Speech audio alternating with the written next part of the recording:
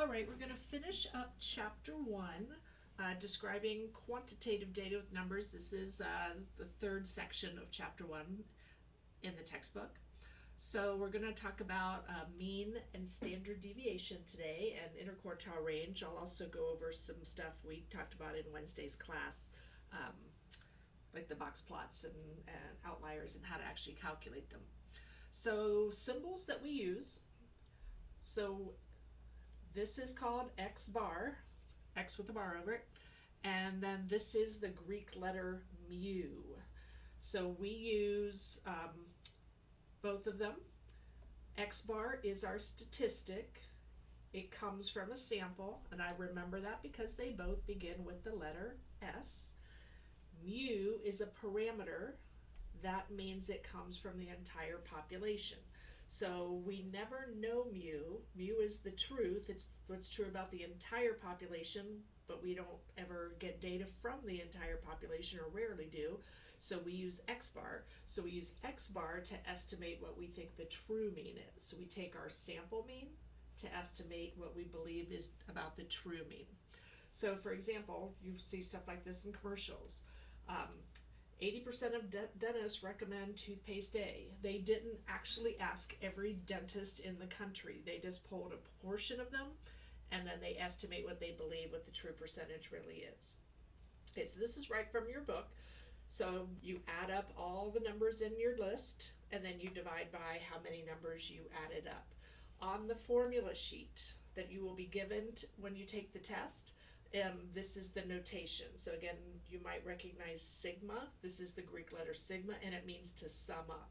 So X sub I stands for the individual data points. So this is the abbreviated version of this, adding everything up, and then dividing by the sample size. Okay, talked a little bit again last time about what being resistant. So being resistant means that it won't change. So a resistant measure is unaffected by extreme data points, which are usually outliers. So if you had a high outlier, it would increase the mean, and a low outlier would decrease the mean. So the mean is not resistant measure center. So if I had these data points, keep it simple. If I had these 5 data points, the mean would be the sum of them, which is 15, divided by 5, the mean would be 3. But now let me add another data point. Let me add a 100 to that. So if I add 100 to that, now my sum is 115. 115 divided by 6 is roughly almost 20. So I have definitely increased my mean, going from 3 all the way to 20 just by that one data point. Is the median resistant? Yes, the median is resistant because if I add, so in that same number, the median would have been 3. If I add that 100 in there, the median would increase a little bit, but it would still be in this area. It would be 3.5 because it would be between 3 and 4. So the median would change slightly, but not like this, not like that. So the median is resistant, and the mean is not. And if you want to play around with it, you can add data points. Go to this website, you can add data points and put in those extreme values, and it shows you the mean and the median, and how the median wouldn't change much, but the mean would. So how does shape affect the relationship between mean and median? This comes up a lot on multiple choice AP questions. So I'll draw a little picture of each one. If the distribution is roughly symmetric, the mean and median should be about the same. So roughly symmetric, we're going to have a lot of stuff that looks like that shape. So that's approximately symmetric. So I would expect the mean and the median to be in roughly the same place. Are they exactly the same? No, but they're pretty darn close to each other. If the distribution is skewed left, so again, left means that our tail is on the left. So that's a left skewed distribution. So here the mean So because it's skewed left, there's probably some low outliers. So the low outliers are going to make the mean smaller. So if I had to like estimate where they were, I would definitely make the mean below the median. So the mean would be less than the median. And then if I'm right skewed,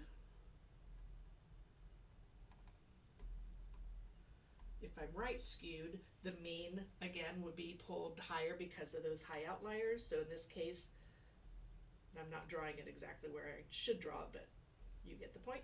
And here the median is greater than the mean.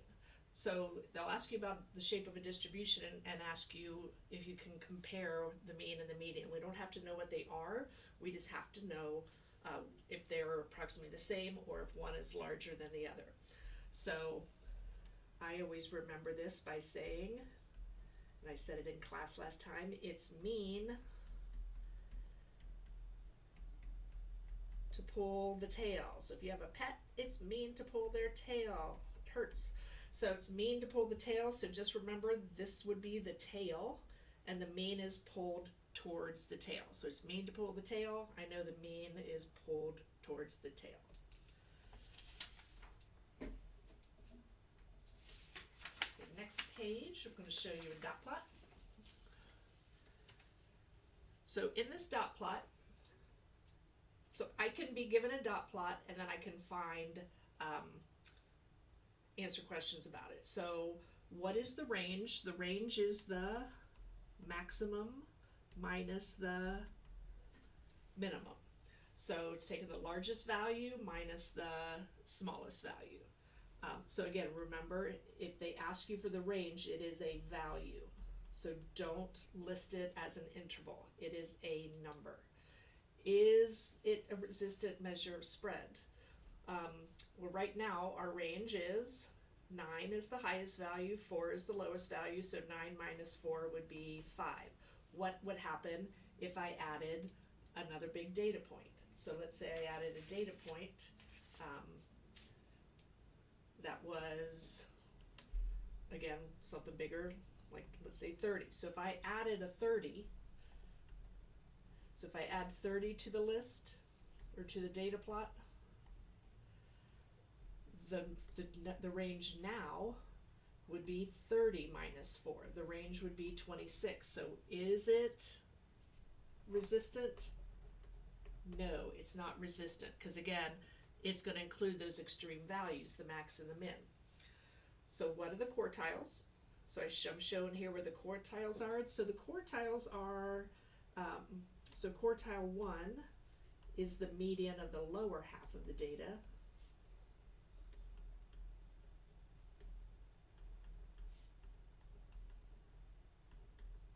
And the third quartile, or the upper quartile, is the median of the upper half of the data.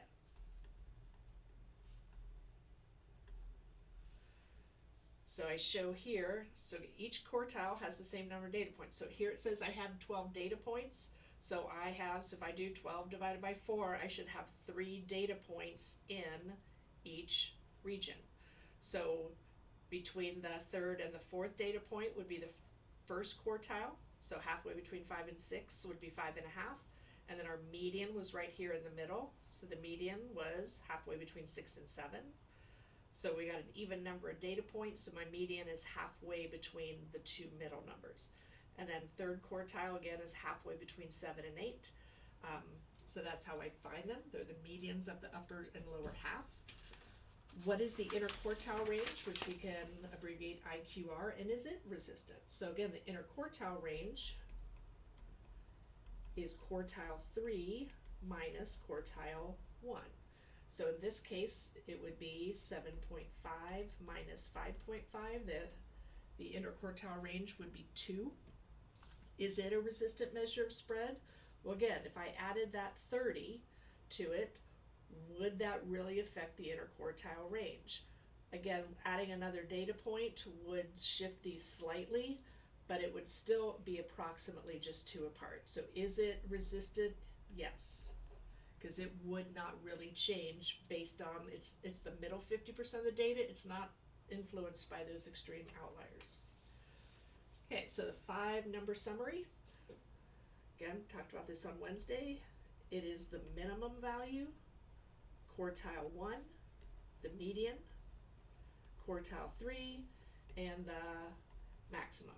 And then how do we display it? We display it with a box plot. Okay, so we're going to look at some McDonald's fat grams in their fish and chicken sandwiches. So I'm going to ask, we're going to calculate the median and the interquartile range, and then we're going to construct a box plot. So I've already done some of the work for us. So the first thing I did was I took my list of numbers and I ordered them from least to greatest. So I took the fat content in grams and listed it from least to greatest.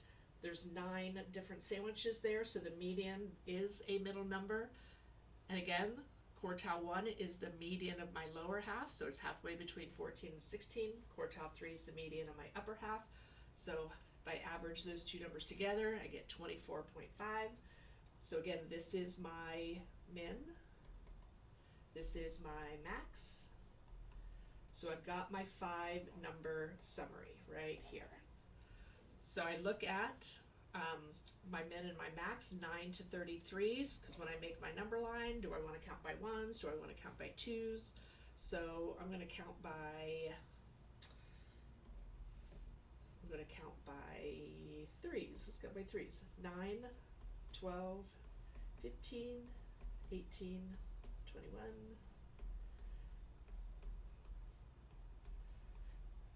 Why did I pick 3? Because both of those are multiples of 3.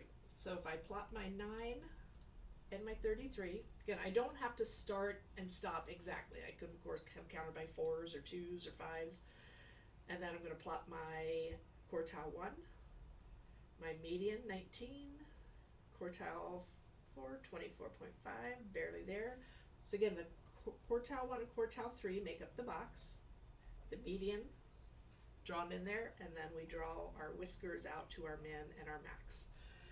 And what do I not want to forget? Always do some sort of labeling. So if all I saw was this, it's like, okay, that's a nice picture, but what does it represent if I didn't have the table in front of me? So I want to know that this is the amount of fat in grams in McDonald's fish and chicken sandwiches.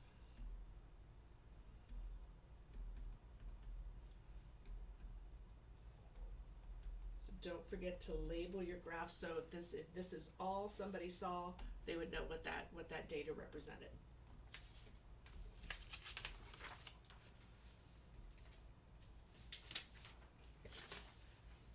So sometimes outliers are simply mistakes made by human error, such as typing in a wrong number into a spreadsheet.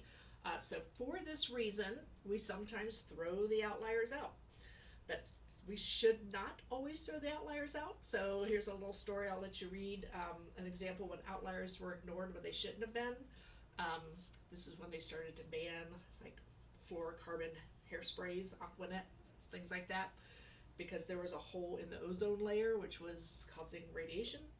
And so that's what this story's about. The NASA had a filter, and so they were showing something was going on, but the filter threw it out.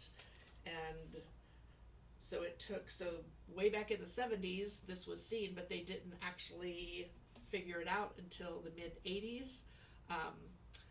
So they ran it again without the filter and saw, yeah, there really is something going on there. So we do sometimes throw it out, but then maybe we shouldn't. So that's why it says it shows the need for repetition of scientific experiments. Okay, so what is an outlier? How do we identify them? And then going back up to our chicken and fish, were there any outliers in that distribution? So an outlier is just data that is far away from the other points.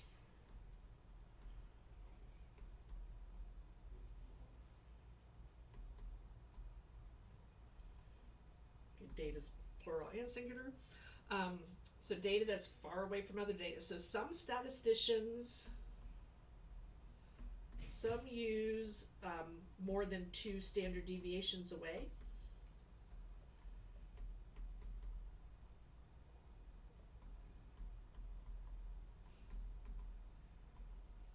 And we're going to talk about standard deviation here in a minute. So it's data that's far away from the other data. We use the this rule. We use anything that is 1.5 times the interquartile range away from quartile 1 and quartile 3. In other words, we're going to take quartile 3, and that's our high one, so I would add 1.5 IQR and see if there's anything above it. And then I'm going to subtract it from quartile 1 to see if there's, so this would check for high outliers, seeing if it's above our 3rd quartile, and this would be our low outliers. Check. Okay, so in the chicken and fish from before, sorry, I was not on the page.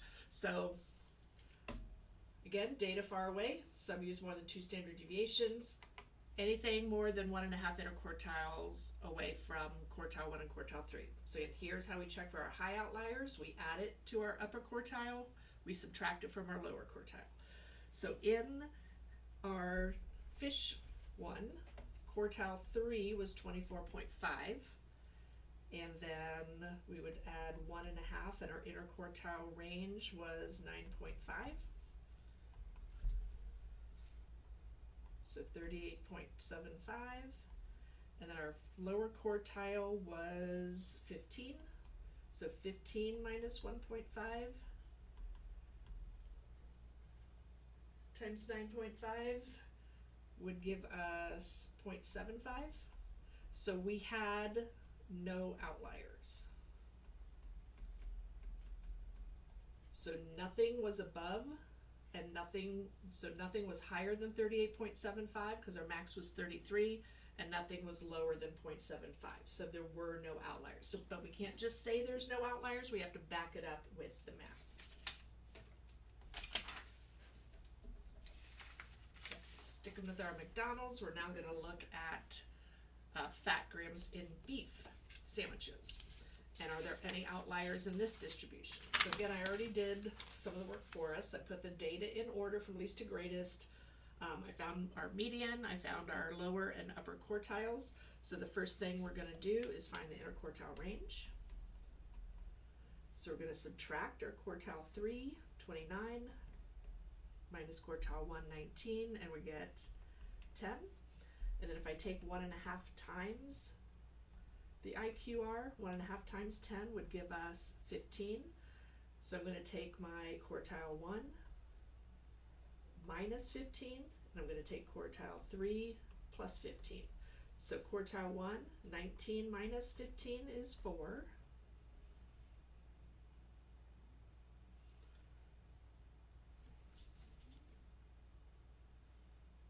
And then quartile 3 was 29 plus 15, which gives us 44. So do I have any values below 4? And do I have any values above 44? That 43 got close, but no outliers.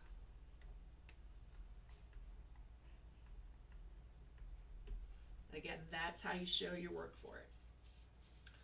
Okay, back to comparing.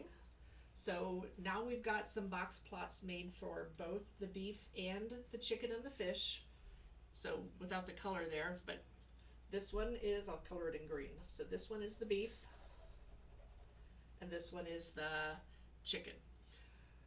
So the beef and the chicken and fish. So if I'm going to compare them, again, what do I not want to forget? I don't want to forget my socks. So let's talk about the shape. Look at here and here. The median is a little bit not quite centered there, but that's okay. I'm kind of really looking at these parts, and those look pretty good. So again, I'm going to say both, because I'm using comparative words, both distributions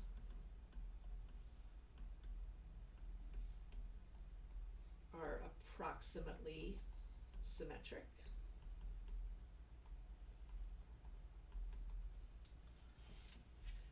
And then neither, if I, again, I usually do that last, but nothing says what order I have to go in. Neither appear to have outliers.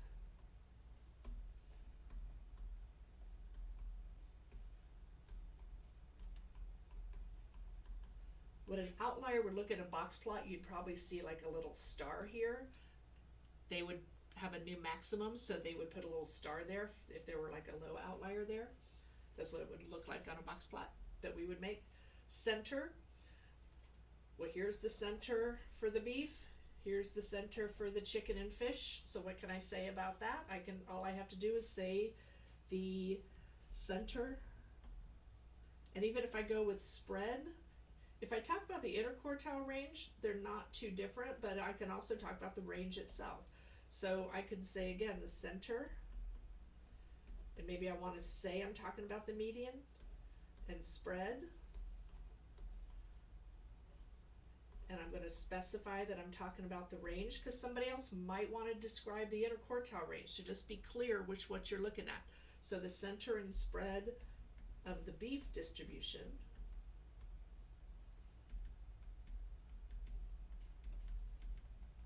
is greater than the chicken fish distribution. That's all I gotta say. I covered all parts of my socks, and I used comparative words. I didn't talk about beef separately and chicken and fish separately. Okay, now we're just going to finish up real quick with standard deviation. Again, this formula is on your formula sheet, but you really need to know, because they want you to sometimes, say, what is the standard deviation? Put it in context. What does it mean? Standard deviation is a measure of spread. So again, we use this it measures the spread. And specifically, it's the average distance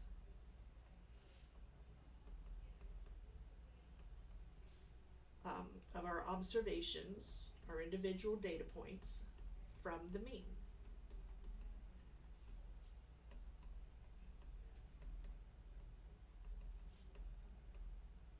So it's a measure of spread. It's how far the average distance each of our data points is from the mean that we find. So before we've defined our standard deviation, of course, we have to find the mean. So similarities between range, IQR, and standard deviation, they are all measures of spread.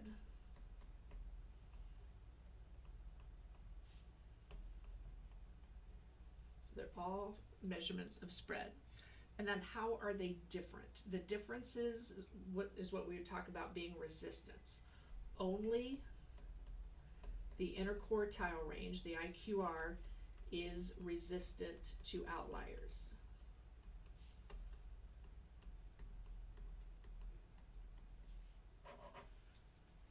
The range and the standard deviation are both affected by outliers, because again, if I'm finding the average distance and I have a large outlier, that's going to increase my average. It's going to increase the spread.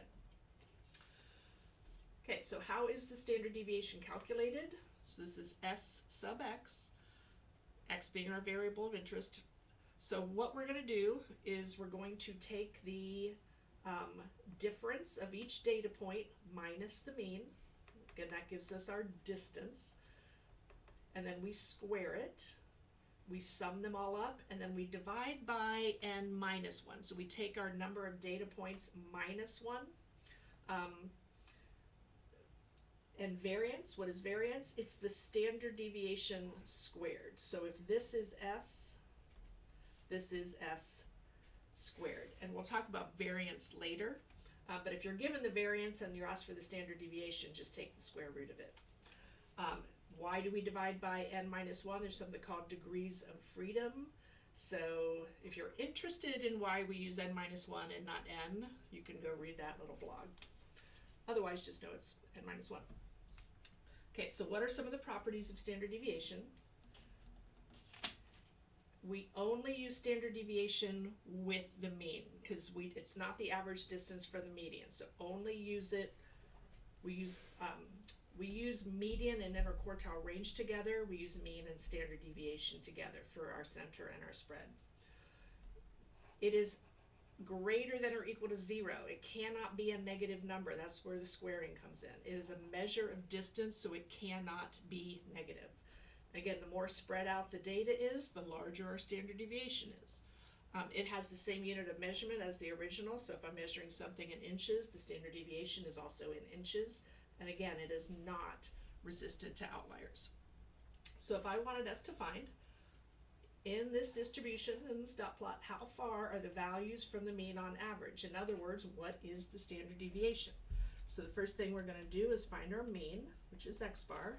So showing my work, I'm going to add up my data points. I got a 1. I have 2 2s. I have 1 3. I have a 5.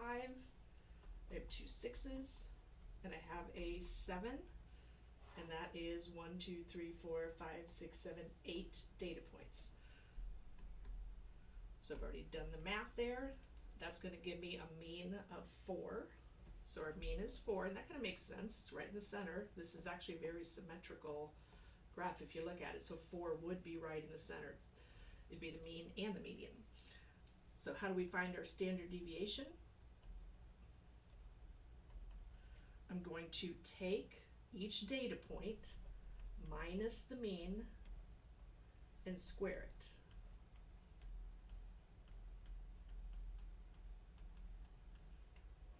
So some of you that are pretty good at math will figure out a way to do some of this a little quicker, but I'm going to show every single step.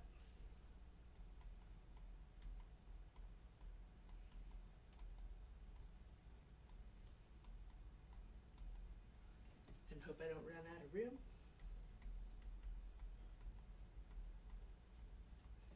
So I'm going to sum all of those up, and I'm going to divide by the number of data points minus 1, and then I'm going to take the square root of the whole thing. So again, I trust that you could do this math. I'm going to quickly tell us what we would get. So if I added all that up, I would actually get the square root of 36 divided by 7, and that is approximately 2.268. So our standard deviation, so I'm saying from our center, the average distance of these points is a little more than 2 away. So that makes sense because I got some out here, I got some closer. So the average distance being about that far away from the center is reasonable. Okay, let's do one more example before we finish this up. So a random sample of 5 students was asked how many minutes they spent doing homework the previous night. Somebody did no homework and somebody spent up to an hour and a half. So calculate and interpret the standard deviation. There is a way to do this on the calculator, but it's important that we also can know how to do it by hand. So if we are going to do it by hand, I'm not going to give you a whole lot of numbers that you have to do. So again, what's our first step? First step is to find our mean. So we're going to add up our numbers.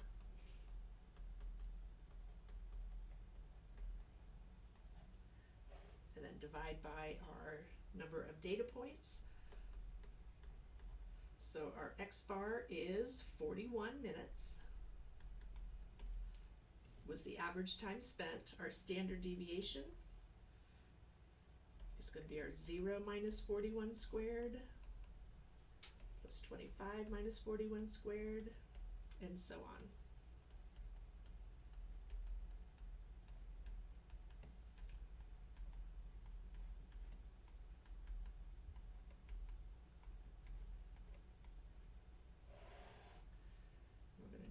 By 5 minus 1, and then we're going to take the, so again, if I don't take the square root, I've found the variance. So to find the standard deviation, I need to take the square root of the whole thing, and this is going to give us,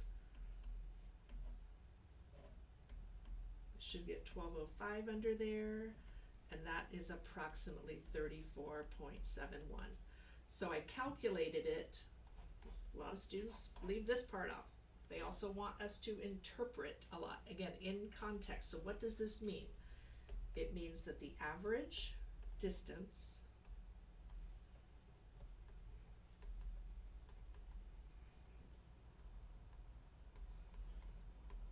of the values in our data set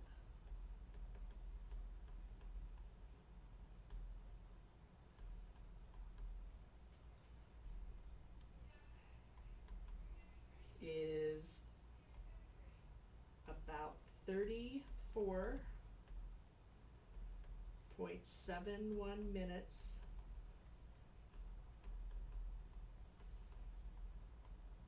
from our mean of 41 minutes.